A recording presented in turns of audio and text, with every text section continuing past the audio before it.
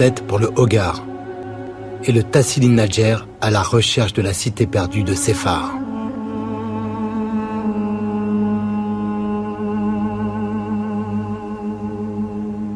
Les Touaregs de la région sont les Kalagars. Littéralement, la possession est une notion secondaire. On n'a rien, ou presque. Le Hogar commence ici, un immense plateau à plus de 2000 mètres d'altitude. Toute l'histoire de la Terre est là. Des centaines de volcans comme celui d'Atakor ont soulevé un granit vieux de 4 milliards d'années.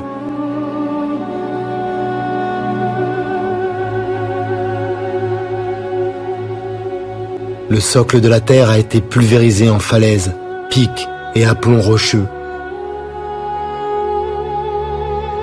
Pas un son, pas un bruit ne semble vouloir perturber les lieux.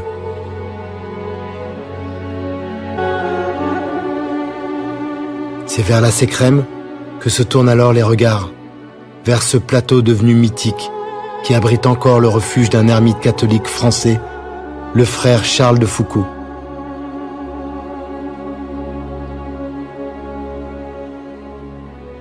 Celui qui fut tour à tour militaire, explorateur puis religieux, défendait la cause des laïcs, des femmes, la place de l'islam. Il vivait avec les Berbères et consacra l'essentiel de ses travaux à la culture touareg, établissant le premier dictionnaire de tamatchek. Charles Eugène de Foucauld de Pontbriand est mort dans ces montagnes en 1916. Au dernier de ses jours, le prêtre s'émerveillait toujours autant de ce qu'il voyait depuis le seuil de son refuge. Le Sahara lui avait offert un aperçu de la création.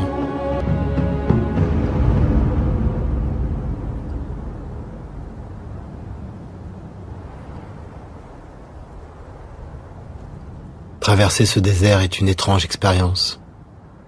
La marche est solitaire, mais on n'est pas seul. Chaque pas est un dialogue. On se surprend à éprouver la nature du sable, la texture des roches. On épouse la courbe de la piste. Le désert est un monde secret qui ne parle qu'à ceux qui le foulent. Le chèche est la seule solution contre la morsure du soleil et du vent de sable. Enrouler ce turban est un art. Sa couleur est un code. Le blanc est signe de respect pour ceux qui vont vous offrir l'hospitalité.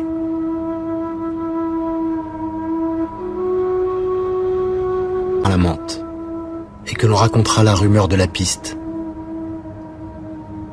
Le premier de ces thés sera amer comme la mort, le second doux comme la vie, et le dernier sucré comme l'amour.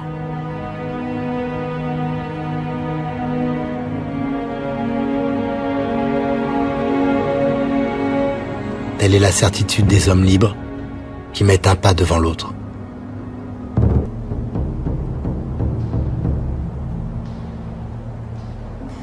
Mes pas m'ont conduit dans le Tassili Nadjer, un plateau de grès à plus de 1000 mètres d'altitude, entièrement sculpté, tailladé.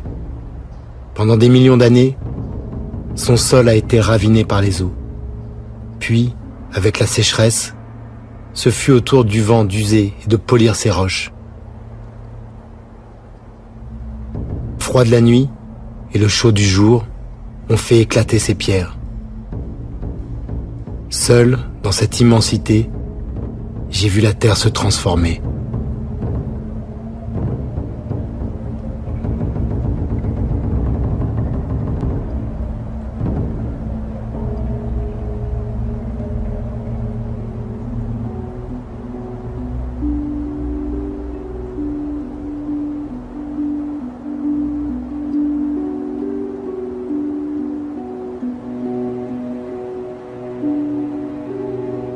J'ai bu l'eau des Gueltas, pris soin de ne pas boire en même temps que les chèvres.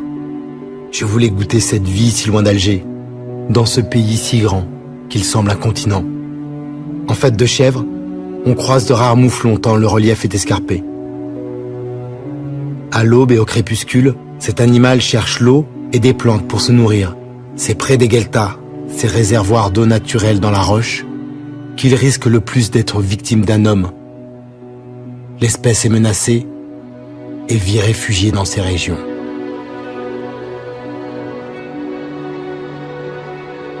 Sur ma route, les seuls humains que je croise sont des morts, des tombeaux qui remontent au néolithique. Les plus anciens datent d'environ 6000 ans. Ce sont de simples enclos. Au centre, un tumulus contient une chambre funéraire. Seuls les hommes y sont enterrés, couchés sur le côté, la tête vers l'Orient.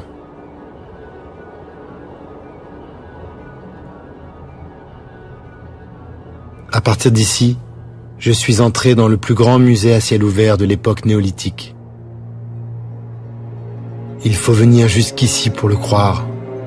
Il faut voir la cité de Séphar, la plus grande cité troglodyte au monde. Une ville de pierre, avec ses façades immenses, ses avenues perpendiculaires, ses places, ses rues.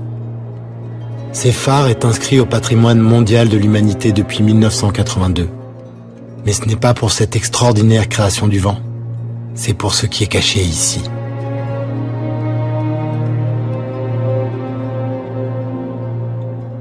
« 15 000 dessins et peintures rupestres ornent les murs de cette monumentale cité naturelle.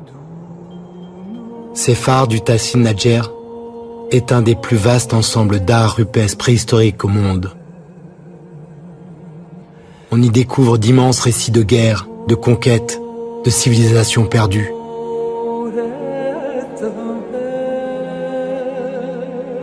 On découvre aussi combien ce désert n'a pas toujours été aride.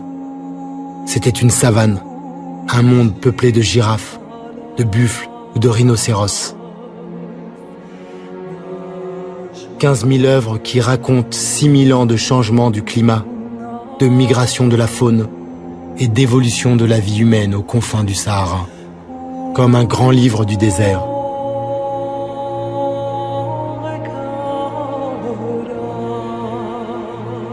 Et comme souvent, un livre qui contient des mystères, à commencer par celui de ces êtres étranges qui apparaissent dans certains dessins et dont les formes n'indiquent ni un animal, ni vraiment un humain.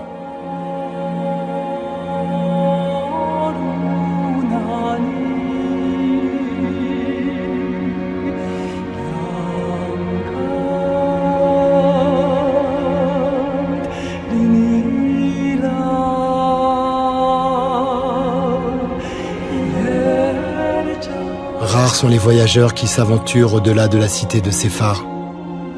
Personne ou presque n'arrive jusqu'ici. Aux confins de l'Algérie, j'ai vu le Tadrart rouge.